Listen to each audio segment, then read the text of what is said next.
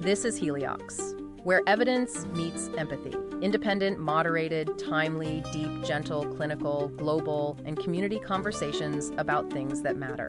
Breathe easy. We go deep and lightly surface the big ideas.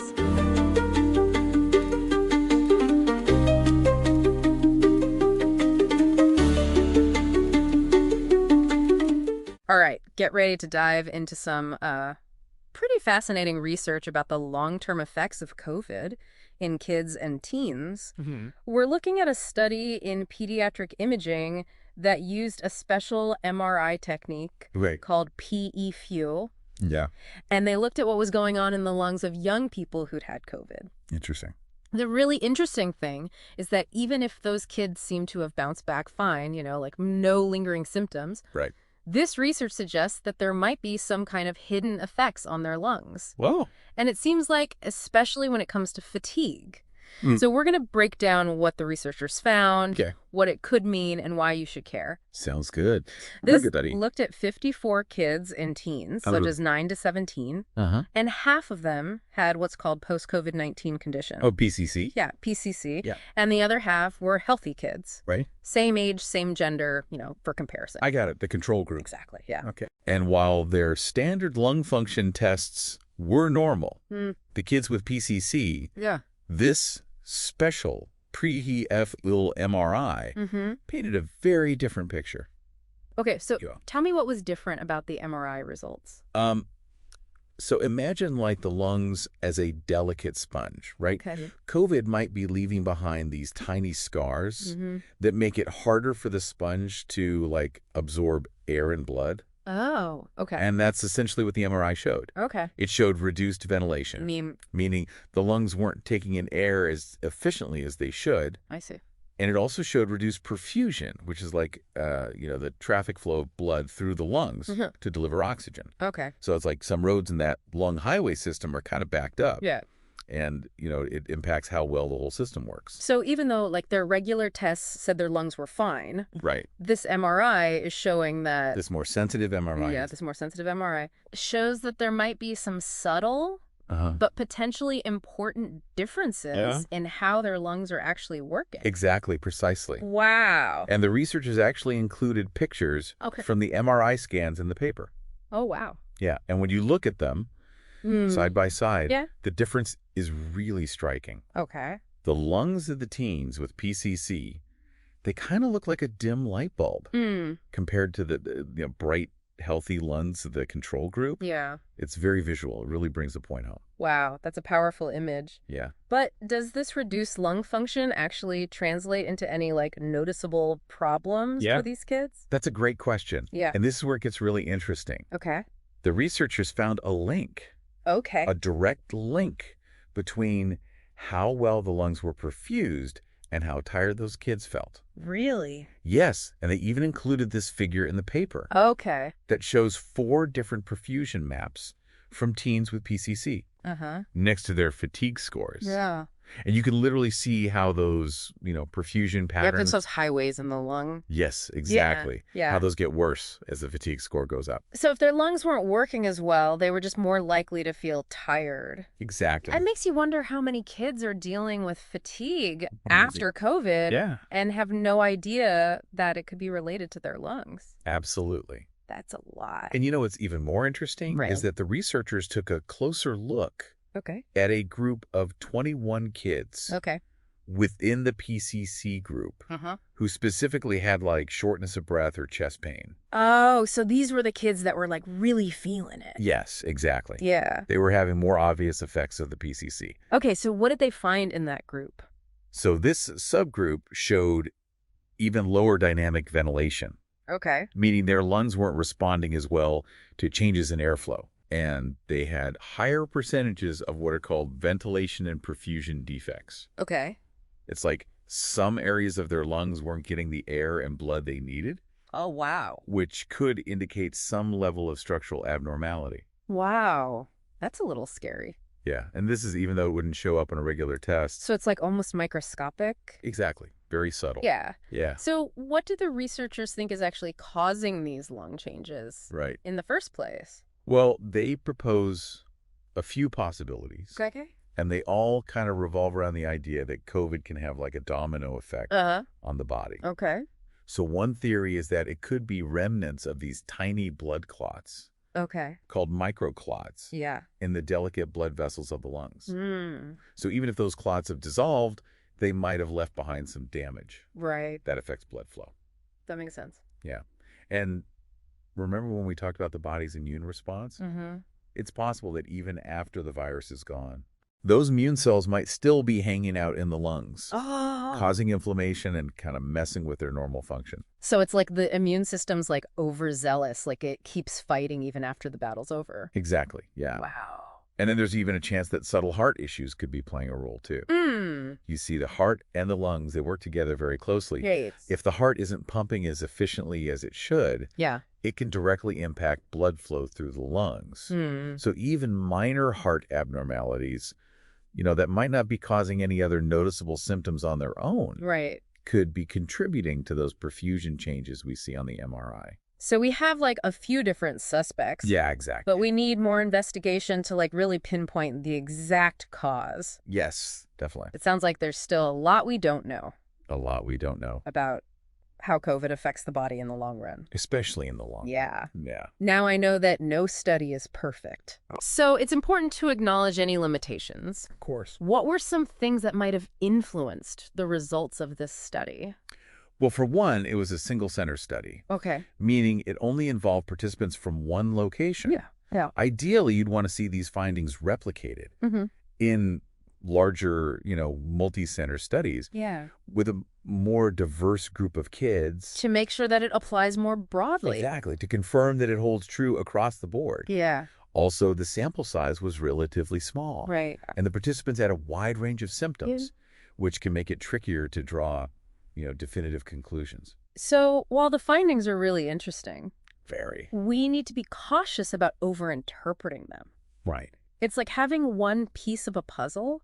It gives us a glimpse of the bigger picture. Yeah. But we need more pieces. Yeah, absolutely. To really understand what's going on. Yeah. But even with those limitations, this study raises some really crucial questions about how we think about and approach long COVID in young people. Okay. I mean, if kids and teens can have these persistent lung abnormalities, even if they don't have obvious respiratory symptoms, shouldn't we be doing more to monitor their lung function after they've had COVID? That's a good point. We tend to focus on the most obvious symptoms. Yeah.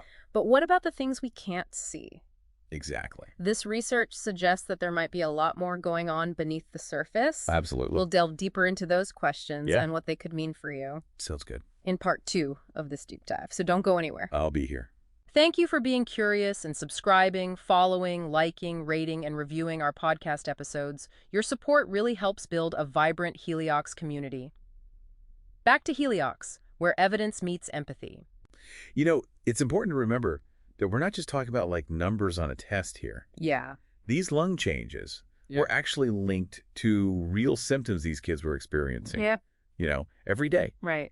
The researchers were really thorough in documenting all the different ways that PCC was affecting these kids. Okay. And they found 18 different symptoms, with each kid reporting an average of 5. 5 different symptoms? That's on average. Wow, that's a lot, especially for young people who are supposed to be like, bursting with energy. Right. So what were some of the most common things that they were complaining about? I mean, fatigue was a big one. Okay. It was affecting almost all the kids with PCC. Yeah. They just didn't have the same stamina as they used to. Makes sense. And along with the fatigue came like reduced physical capacity. So even simple things like climbing stairs or playing tag could feel exhausting. Right. But it wasn't just physical. Right. A lot of these kids also reported things like shortness of breath, trouble sleeping, difficulty concentrating.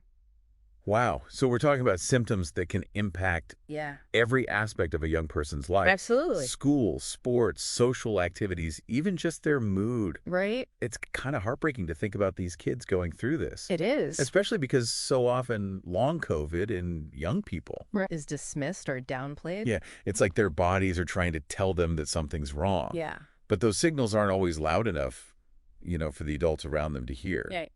And this study's a powerful reminder that we need to pay more attention to what young people are telling us about how they're feeling. Yeah. even if their symptoms don't fit the traditional mold of what we expect long COVID to look like. You know, it's funny. I was talking to a friend the other day Okay. whose son had COVID a few months ago. Yeah. He seems fine now, but she mentioned that he's been complaining about being tired all the time. And she just thought he was being a typical teenager. Right. But now I'm wondering if it could be more than that.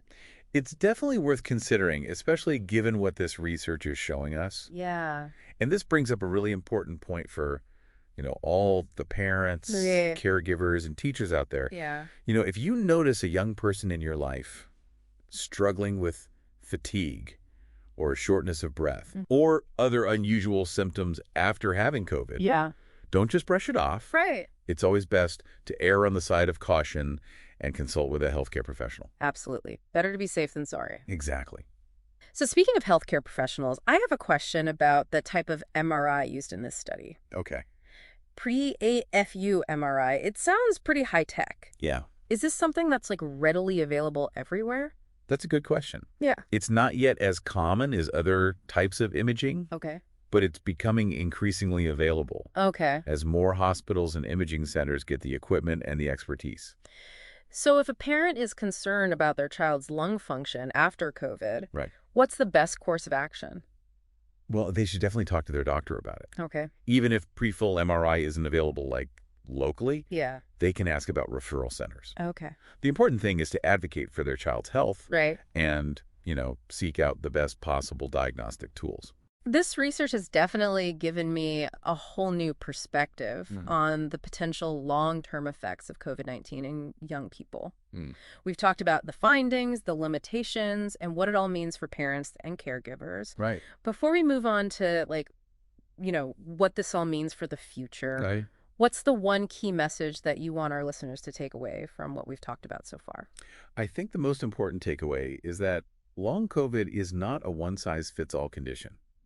It can manifest in many different ways. Right. And what we see on the surface may not always tell the whole story. So we need to look beyond the obvious. Yes. And consider all the possibilities, especially when it comes to young people. Right. Who might not be able to articulate their symptoms as clearly as adults. Exactly. We need to listen to their bodies, listen to their experiences, and be their advocates in ensuring they get the care and support they need. Absolutely.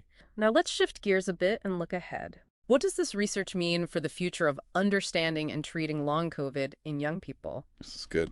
So we've uncovered some interesting findings about how COVID might be affecting the lungs of kids and teens, even after they seem to have recovered. But what does this mean for the future? Where do we go from here? Well, this study is like a launch pad for a whole new wave of research. Okay. We need larger, longer-term studies that follow these kids to see if these lung abnormalities improve over time, or if they stick around and maybe cause problems later on. So it's like we're at the beginning of the story. We need more chapters. Exactly, yeah. Okay, so what are some of the big questions that researchers need to answer next? Well, one of the big mysteries is whether these lung changes are temporary or if they could have lasting consequences. Okay. We know that lung health in childhood is really important for overall health throughout life. Right. Reduced lung function has been linked to a higher risk of all sorts of things, right, like respiratory illnesses, asthma, bronchitis, even more serious problems like heart disease, and even some types of cancer later in life. So it's not just about how these kids are feeling right now, but also about protecting their health down the road. Exactly. That's huge. Yeah, and that's why this research is so important. Okay. It's a wake-up call. We need to be proactive. Yeah. When it comes to managing long COVID in young people. Not just treating symptoms. Exactly. We need to be actively searching for ways to help those lungs actually heal. So what kinds of interventions are out there? Yeah, or could be developed. Yeah. That's where it gets exciting. There's a whole world of possibilities. I like possibilities. Right, we could look into pulmonary rehabilitation programs. What's that? It's like physical therapy for the lungs. Oh. It involves exercises and techniques to help strengthen the breathing muscles. Okay. And improve lung capacity. So build up those lungs. Exactly. We might also consider medications that target inflammation in the lungs.